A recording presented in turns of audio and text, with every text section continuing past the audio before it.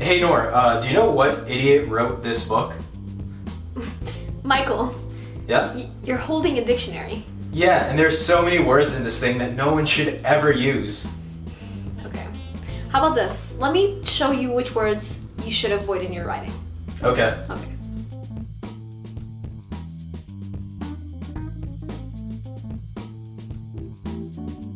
Hey guys, Nour here, and here are some words to watch out for in your writing. But first, make sure you leave a like, subscribe, and ring the bell icon so you can get notified whenever I upload new videos.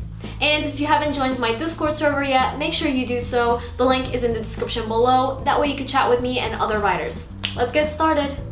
So, I've been kind of avoiding this topic for almost a year now because it's kind of impossible to mention all the words to watch out for or try to avoid in your writing because, well, it's kind of a long, if not infinite, list. Actually, I take that back. It's not really infinite, just long. Now, what do I mean exactly by words to watch out for?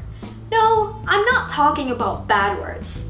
I'm talking about words that make your story look unedited and cluttered. These can be vague words or words we repeat way too often without realizing that another reader might easily notice. They could also be words that we use as filler without realizing, and if you take them right out of your sentences, you'll notice that those sentences still hold their meaning. So even though the list of words to avoid is too long, I'm going to try my best to point you in the right direction. That way you can know what to look for in the editing stage when you want to snip those words right out of your story. For starters, let's start with adverbs.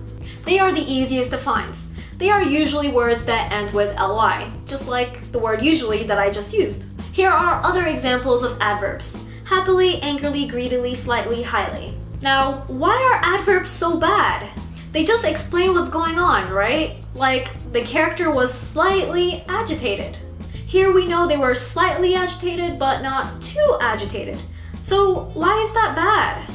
Well, it's vague. Slightly doesn't really indicate the level of agitation. In fact, I would just take out the word agitated and just replace it with a better description.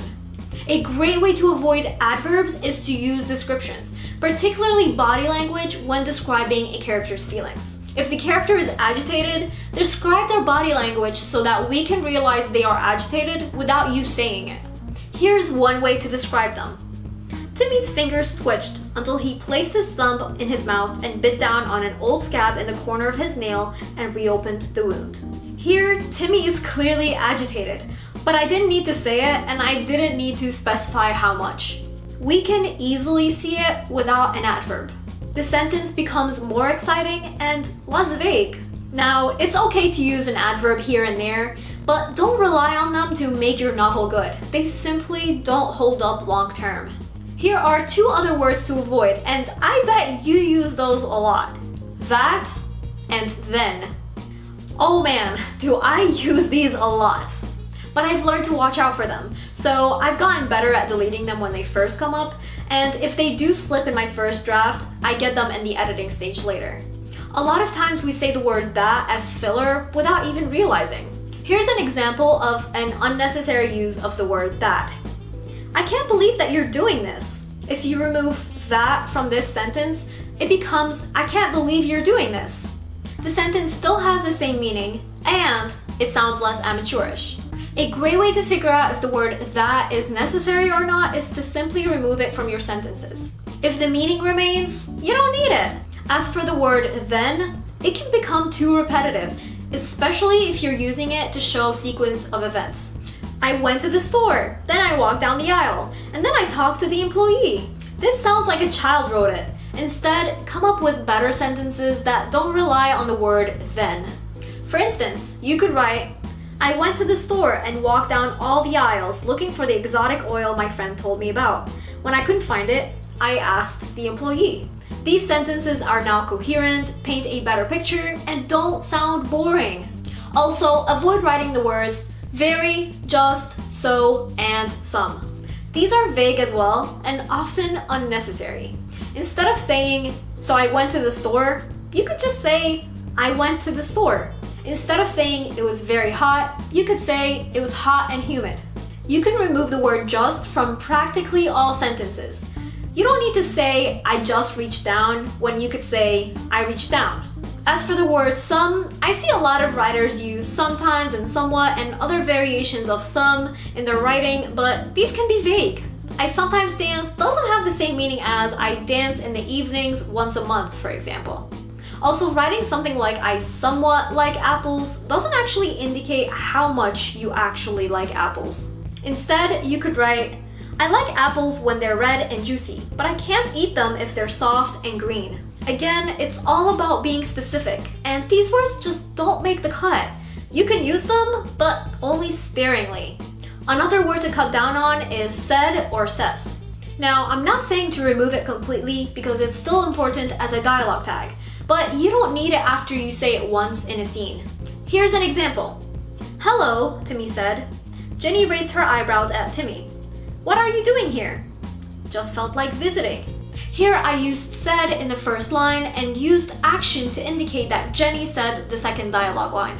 And since we only have 2 characters in this scene, there's no need to indicate who says the third line because we automatically know that Timmy will be the one to respond based on the order of dialogue.